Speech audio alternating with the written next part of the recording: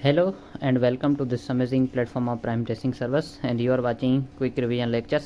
अच्छा गाइज, हमने last video में आपसे कहा था कि भाई अब रिकंडक्ट होने जा रही है टेस्ट, ठीक है। तो उस वजह से जो बाकी के चैप्टर्स हमारे रह रहे थे वो फिर से हमने स्टार्ट किया इस क्विक रिवीजन सेशन को। और इस क्विक रिवीजन सेशन में सबसे पहले चैप्टर फर्स्ट ईयर का कंप्लीट करते हैं, फिजिक्स का साउंड एंड वेव्स वाला चैप्टर, ठीक है। अच्छा, साउंड और वेव्स वाले चैप्टर में वेव्स का पोर्शन बाद में करेंगे, सबसे पहले साउंड से करते हैं, ठीक है। क्योंकि साउंड से जो एमसीक्यूज अच्छे खासे आते हैं, सबसे पहले वो पोर्शन इजी है तो कवर कर लेते हैं, बाद में जो पोर्शन हमारा रहता है वेव्स वाला वो करेंगे, ठीक है। अच्छा, तो अगर किसी को कोई क्यूरी है या कुछ मटेरियल चाहिए या कोई नोट्स या एमसीक्यूज पीडीएफ वगैरह चाहिए तो ये हमारा क्यूरीज कॉन्टैक्ट नंबर है, आप हमसे रब्ता करें, आपको जो भी चीज़ चाहिए होगी वो मिल जाएगी, ठीक है। अच्छा, आगे बढ़ते हैं। तो सबसे पहले थोड़ी बहुत वेव्स की जो है ना इंट्रो कर लेते हैं। वेव्स की डेफिनेशन के तौर पे वेव्स क्या है? Actually wave is disturbance carrying energy and momentum without carrying matter, ठीक है। ये सिंपल डेफिनेशन है। वेव को हम मज़ीद आगे जो है ना डिटेल में डिस्कस करेंगे, लेकिन आप ऐसा भी कह सकते हैं, मान लो कोई भी मीडियम है, ठीक है, कोई भी मीडियम है, उसमें अगर कोई डिस्टर्बेंस प्रोड्यूस हो, कोई भी डिस्टर्बेंस प्रोड्यूस हो तो उसे कहते हैं वेव। वेव की एक और शॉर्ट डेफिनेशन है क्या? The disturbance produced in any medium is called wave, ठीक है। ये आप शॉर्ट डेफिनेशन बता सकते हैं, ठीक है। आगे बढ़ते हैं। ये सिंपल फार्मूला है किसका? वेवलेंथ का, ठीक है। और एक फार्मूला ये है, दूसरा फार्मूला ये रहा आपका, ठीक है। अच्छा, तो मैंने जैसे कहा आपको कि साउंड का पोर्शन है, तो सबसे पहले स्टार्ट करते हैं साउंड को, ठीक है। साउंड क्या है? एक्चुअली ये भी एक फॉर्म ऑफ एनर्जी है, सही है। क्या कह रहा है? सबसे पहले क्या कह रहा है? ये इस मरतबा क्वेश्चन आया हुआ था। क्वेश्चन एक प्रॉब्लम था, लेकिन इस टेस्ट में जो जिन्होंने ली थी फेक टेस्ट हम कह सकते हैं इसको, क्योंकि वो तो टेस्ट उन्होंने ऐसे ही ली हुई जैसे कोई मजाक हो गया, तो इस वजह से इसी एप्लीकेशन के बेस पे, ठीक है। क्या? By increasing 1 degree Celsius temperature speed of sound increases by 0.61 metre पर सेकेंड।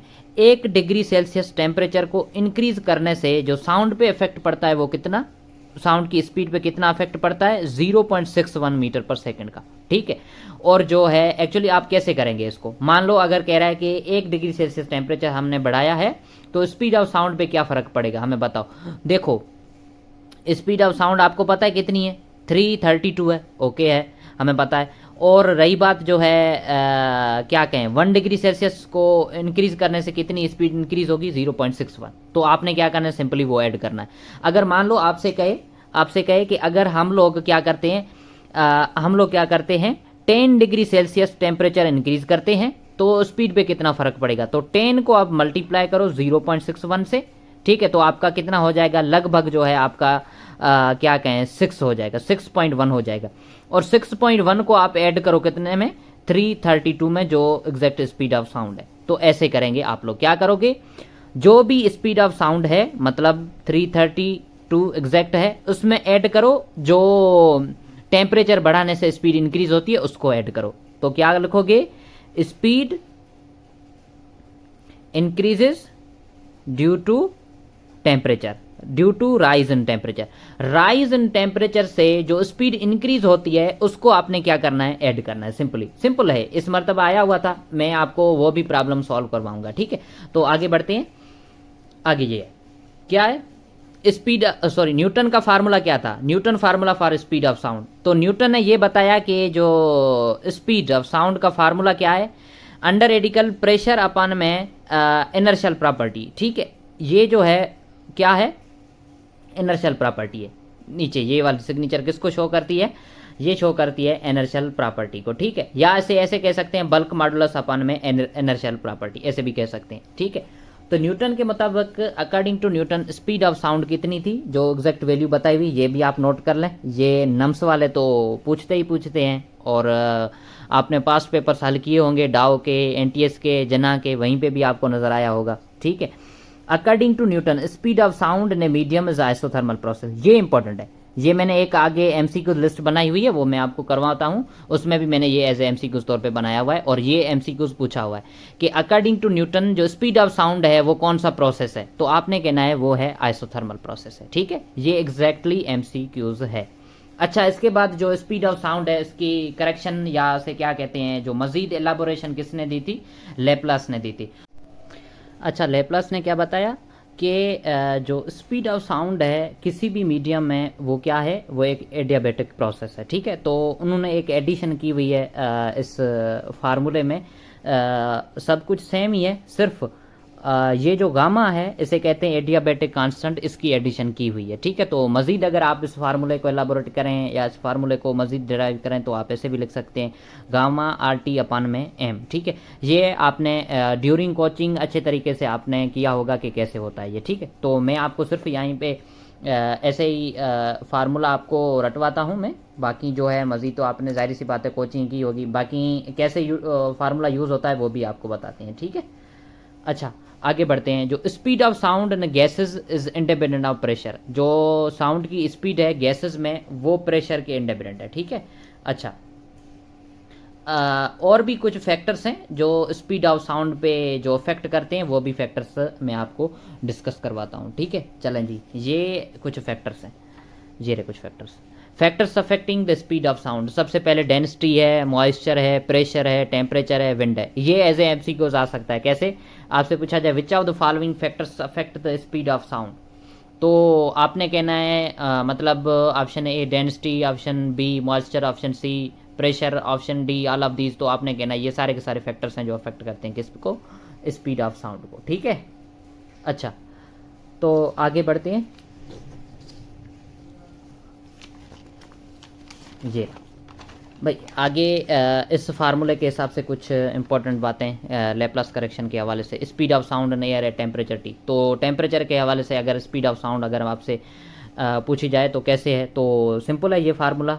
332 स्पीड आपने जो एग्जैक्ट साउंड की है वो अंडर रेडिकल टी, जो टेम्परेचर आपने इंक्रीज या डिक्रीज के हिसाब से आपने कहना है जो बाकी है, ये जो टेम्परेचर 0 डिग्री सेल्सियस या 273 स्टैंडर्ड है वही आपने रखकर आप मल्टीप्लाई करना है, उसका बाद में रेडिकल करना है, फिर जो भी आए उसको मल्टीप्लाई करना है, 332 से आपको जवाब मिल जाएगा। ठीक है, ऐसे भी कर सकते हैं, या मैंने आपको पहले बताया हुआ कि ये ऐसे भी कर सकते हैं आप, जो भी स्पीड है उसके साथ जो टेम्परेचर के हिसाब से स्पीड पे फ़र्क पड़ता है उसको डायरेक्ट ऐड करो। ठीक है, अच्छा ये और है इंपॉर्टेंट, कैसे कि आपसे पूछी जाए रेंजेस ऑफ क्या कहें, रेंजेस ऑफ स्पीड।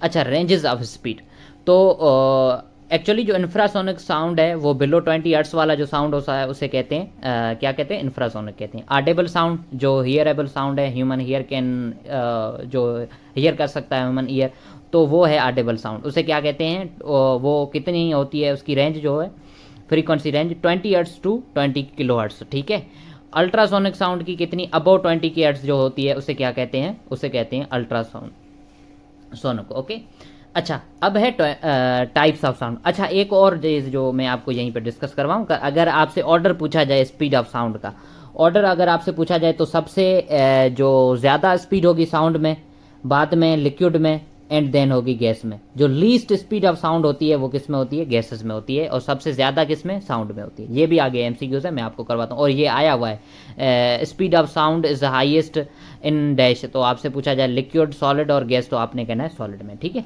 अच्छा आप डिस्कस करते हैं टाइप्स ऑफ साउंड को। टाइप्स ऑफ साउंड में सबसे पहले नॉइज़ को डिस्कस करते हैं।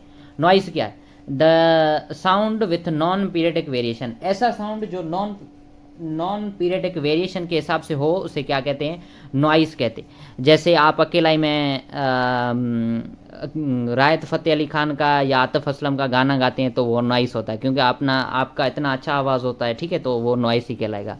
और रही बात म्यूजिकल साउंड, ठीक है, म्यूजिकल साउंड कैसा होता है, the sound with periodic variation, वो साउंड जो पीरियडिक वेरिएशन के हिसाब से होता है, तो उसे क्या कहते हैं, म्यूजिकल साउंड कहते हैं। जैसे चाहत फ़तेह अली खान का है साउंड है, ठीक है, और चाहत फ़तेह अली खान का साउंड, और इसके अलावा जिगर जलाल हो गया और अनवर दरबारी हो गया, तो इनके जो साउंड हैं उसे क्या कहते हैं, उसे कहते हैं म्यूजिकल साउंड कहते हैं। ठीक है, अच्छा और कैरेक्टरिस्टिक ऑफ म्यूजिकल साउंड, वो कौन सी कैरेक्टर्स हैं म्यूजिकल साउंड की, तो ये रही कैरेक्टरिस्टिक। ठीक है, सबसे पहले है लाउडनेस। लाउडनेस किसको कहते हैं? Measurement of intensity and amplitude of sound, उसे कहते हैं क्या? लाउडनेस कहते हैं। अच्छा, लाउडनेस एक्चुअली या इंटेंसिटी ऑफ साउंड कैसे मेजर की जाती है? Intensity of sound is equals to power of sound upon में एरिया, वाट पर मीटर स्क्वायर। इसे कहते हैं क्या? इसे कहते हैं इंटेंसिटी ऑफ साउंड, इसे कहते हैं intensity of sound. Okay okay भाई, ओके। अच्छा ना, अब कुछ वैल्यूज हैं इंटेंसिटी ऑफ साउंड के, ये स्टैंडर्ड हैं, आप याद रख लो, ये एज एमसीक्यूज आ सकते हैं। अगर नॉर्मल स्पीच जो आम हम बात कर रहे हैं, अभी मैं कर रहा हूँ बात, आप भी किसी ना किसी से बात कर रहे होंगे, तो ये है नॉर्मल स्पीच कितनी होती है, इसकी जो इंटेंसिटी 10⁻³ ऑर्डर कितना है? -3 है, वाट पर मीटर स्क्वायर। और मिनिमम इंटेंसिटी जो हम मेजर कर सकते हैं वो कितनी है? 10⁻⁷, उसका ऑर्डर कितना है? -7 watt per metre square. Minimum threshold of hearing कितनी है? 10⁻12 watt per metre square. Minimum threshold और minimum intensity that human ear can hear, वो है दोनों के दोनों एमसीक्यूज आए हुए, दोनों के दोनों एमसीक्यूज आए हुए, आप याद रख लो, ठीक है। आगे इंटेंसिटी लेवल। अच्छा, इंटेंसिटी लेवल जो है इसकी क्या कहें, इसका यूनिट क्या है? इसका यूनिट एक्चुअली बेल है, ठीक है, और इसका स्मॉलेस्ट यूनिट है, और यूनिट जैसे कहते हैं डेसीबेल, जिसे क्या कहते हैं? डेसीबेल कहते हैं, ठीक है। अच्छा, आगे आगे ये 1 बेल, एक बेल में कितने डेसीबेल आते हैं? तो 1 bel is equals to 10 decibel, okay. ऐसा, अच्छा, जो क्या कहें इंटेंसिटी लेवल है, इसका जो कमर्शियल यूनिट है एक्चुअली वो है क्या है? Sone. Sone is the commercial unit of intensity level. ये एमसीक्यूज पूछा हुआ है आपसे, पूछा जाएगा इस टेस्ट में, हो सकता है आ जाए, तो आपने क्या करना है? The commercial unit of intensity level is sone. एक सोन कितने के बराबर है? 40 डेसीबेल के बराबर है। 1 सोन इज इक्वल टू 40 डेसीबेल जब फ्रीक्वेंसी कितनी होगी? 1000 हर्ट्ज। 1000 हर्ट्ज 1 या 1 किलो हर्ट्ज पे जो है 1 सोन कितने के बराबर होता है? 40 डेसीबेल के बराबर होता है, ओके। अब पिच को डिस्कस करते हैं। पिच क्या है? The measure of frequency of sound और the measure of shrillness in the sound या the property by which shrill sound can be distinguished with grave sound, इससे कहते हैं पिच। हम कहते हैं ना हाई पिच साउंड है, दूसरा लो पिच साउंड है, तो वो क्या है एक्चुअली? तो वो आपको बताते हैं। ये जो हम डिफरेंशिएशन करते हैं, तो इसमें हमने क्या मालूम करना होता है? हम इसको फ्रीक्वेंसी के हिसाब से डिफरेंशिएट करते हैं, ठीक है। अब देखो कैसे, मान लो कोई साउंड है, हाई पिच साउंड है, हायर क्या कहेंगे? हाई फ्रीक्वेंसी है, तो उसे कहेंगे शिल साउंड, शिल साउंड कहेंगे होते उसे, ठीक है। गर्ल्स का जो साउंड होता है वो हाई पिच होता है और उसकी हाई फ्रीक्वेंसी होती है, उसे शिल साउंड कहते हैं। लो पिच, लो फ्रीक्वेंसी, वो ग्रेव साउंड होता है। ग्रेव मतलब ग्रे साउंड किसका होता है? मेल्स का ग्रेव साउंड होता है, और फीमेल्स का शिल साउंड होता है, ठीक है। अब क्वालिटी को डिस्कस करते हैं। The property of sound by which 2 tones of same frequency are compared. इसमें क्या करते हैं? अगर 2 ही साउंड हैं सेम फ्रीक्वेंसी के, तो उनको कंपेयर करके हम बताते हैं क्वालिटी। देखो जैसे पुराने क्लासिकल गाने हैं और एक आजकल नए नए आए हुए हैं, जैसे मैं हाथों को ऐसे ऐसे कर रहे होते हैं, वो सेम ही सिंगर के गाने हो, हम दोनों जो है गानों को कंपेयर करके फिर बताते हैं यार ये वाला अच्छा है, ये वाला थोड़ा मतलब ऐसे है, उन्होंने ऐसे गाया हुआ है। तो ये जो कंपैरिजन करते हैं on the basis of quality, quality के बुनियाद पे हम कंपेयर करते हैं कि ये साउंड ऐसा है, ये साउंड ऐसा है, ठीक है। तो ट्यून ऐसे बताते हैं। अच्छा, it varies from person to person, ये पर्सन टू पर्सन वेरी करता है, ठीक है। क्या? क्वालिटी। अगर आपसे पूछा which of the following property varies, तो आपने क्या करना है? क्वालिटी, पिच, बीट या नन ऑफ दीज, तो आपने कहना quality person to person vary करती है, ठीक है। अब beats, the periodic variation in the intensity और लाउडनेस और amplitude of sound is beat. ये है इंपॉर्टेंट, बीट की डेफिनेशन आई हुई है, बीट की डेफिनेशन आई हुई है। ये एक आपने अगर past paper essence of MDCAT का एक पास्ट पेपर कंपाइल बुक है, वो अगर आपने लिया हुआ है तो आप उसमें देखना, आपको ये नजर आ जाएगा। बीट्स के बारे में डेफिनेशन पूछी हुई है, पिच की डेफिनेशन पूछी हुई है लास्ट ईयर, ठीक है। Beats, the periodic variation in the intensity और लाउडनेस और amplitude of sound is beat. The human ear can differentiate maximum 7 beats in 1 second. हमारा जो ईयर है तकरीबन 7 बीट्स को 1 सेकंड में डिफरेंशिएट कर सकता है, 1 सेकंड में, ठीक है। अच्छा, ये सिंपल एक डेफिनेशन है acoustics. The study of production of sound, propagation of sound, properties of sound is called acoustics. ये है ब्रांच है फिजिक्स की जो किसके बारे में हमें बताती है, साउंड प्रोडक्शन के बारे में, साउंड प्रोपगेशन के बारे में और प्रॉपर्टीज का साउंड के बारे में। ये एज इट इज डेफिनेशन भी पूछी हुई नम्स के पास पेपर्स में। अकाउस्टिक्स की डेफिनेशन लास्ट ईयर मतलब कहीं ना कहीं पूछी हुई है पास्ट पेपर्स में, मुझे नजर आया था। ठीक है, अच्छा एक और इम्पॉर्टेंट चीज जो शायद इस टेस्ट में मुझे नजर आया था एमसीक्यूज या लास्ट ईयर पूछा हुआ है उन्होंने कि साउंड वेव्स कौन सी वेव्स है, लॉन्गिट्यूडनल या ट्रांसवर्स वेव। तो आपने कहना है sound waves are longitudinal waves. जो साउंड वेव्स के पार्टिकल्स हैं वो ट्रैवल करते हैं parallel to the direction of wave propagation. Wave जब प्रोपगेशन है उसके साथ क्या करते हैं, वो पैरेलली ट्रैवल करते हैं। मतलब कैसे, ऐसे देखो साउंड वेव्स ऐसे होती हैं, ठीक है, कंप्रेशन फिर रेयरफेक्शन। मतलब ये अगर डायरेक्शन ये है तो साउंड जो वेव्स इस डायरेक्शन में जा रही है तो वेव प्रोपगेशन का भी डायरेक्शन ये है, और जो क्या कहें अपना जिस डायरेक्शन में पार्टिकल जा रहे हैं तो उनको भी डायरेक्शन सेम है, तो इसे कहते हैं पैरेलल डायरेक्शन में जा रही हैं। ठीक है, sorry.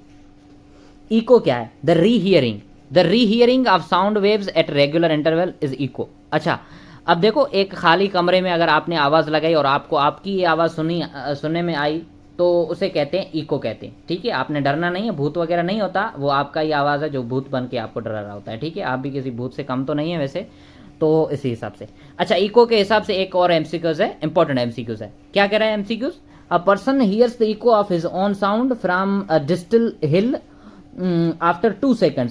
How far away is the person from the hill, the speed of sound is 330।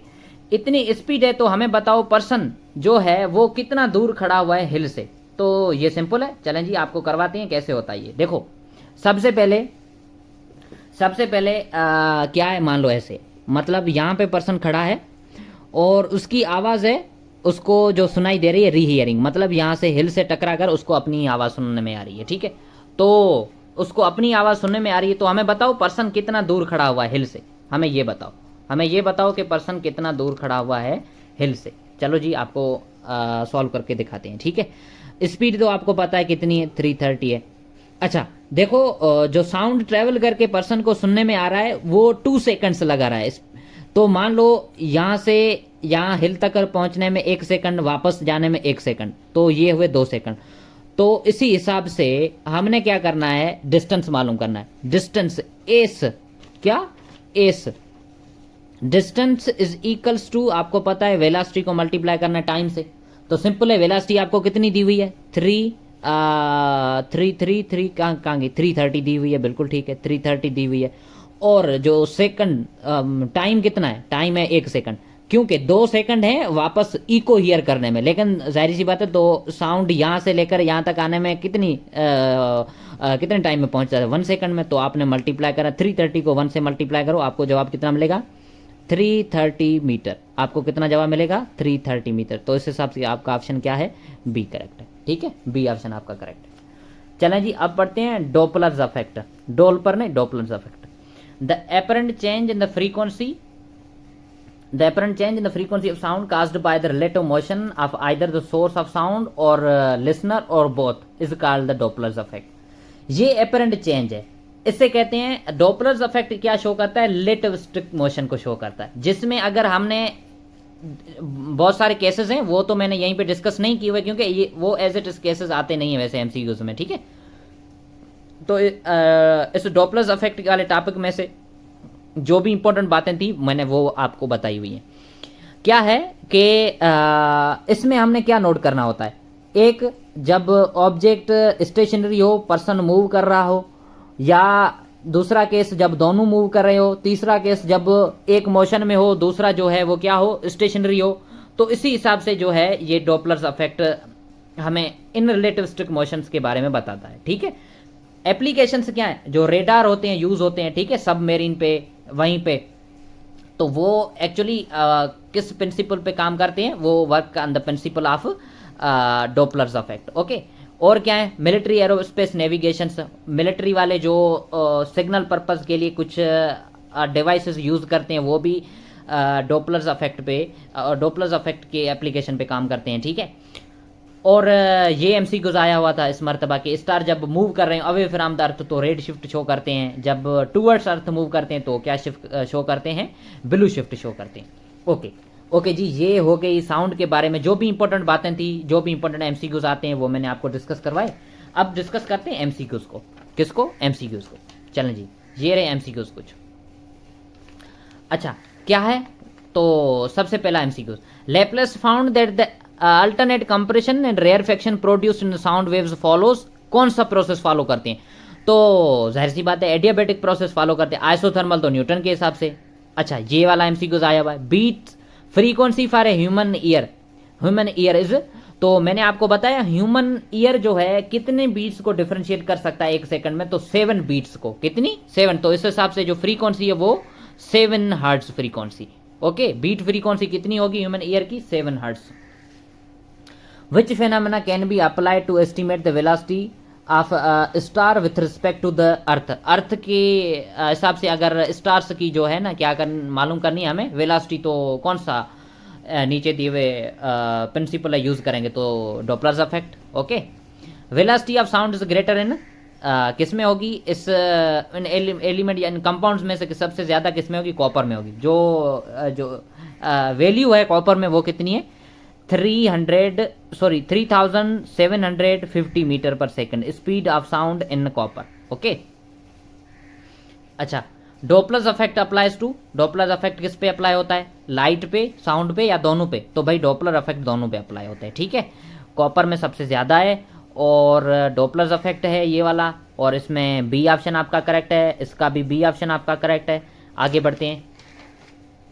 अच्छा आगे बढ़ते हैं। इसका जो अगर आप स्क्रीनशॉट लेना चाहें तो लो, ये क्योंकि एमसीक्यूज हैं आपके काम आ सकते हैं एमसीक्यूज। ठीक है, अच्छा आगे बढ़ते हैं। आगे कुछ और भी इम्पोर्टेंट एमसीक्यूज आपके लिए हैं भाई, ये रहे एमसीक्यूज। ठीक है, speed of sound is highest in, ये अभी आपको बताया स्पीड ऑफ साउंड जो सॉलिड में है सबसे हाईएस्ट होती है स्पीड।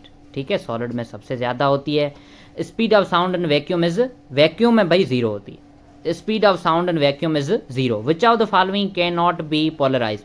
भाई साउंड वेव्स पोलराइज नहीं होती, साउंड वेव्स पोलराइज नहीं होती। इंपॉर्टेंट एमसीक्यूज है, जब एनटीएस टेस्ट लेती थी तब पूछा हुआ है, और डाव वालों ने पूछा हुआ है, नम्स वालों ने पूछा हुआ है। ये सवाल बहुत इंपॉर्टेंट है, अगर आप ऐसे ही ऐसे एमसीक्यूज को दरगुजर कर दिया तो आपके गले पड़ जाएगा। ठीक है, तो चलें, साउंड का पोर्शन कंप्लीट होता है। मिलते हैं अगले लेक्चर में, जो भी लेक्चर होगा देखा जाएगा। तब तक के लिए ओके बाय।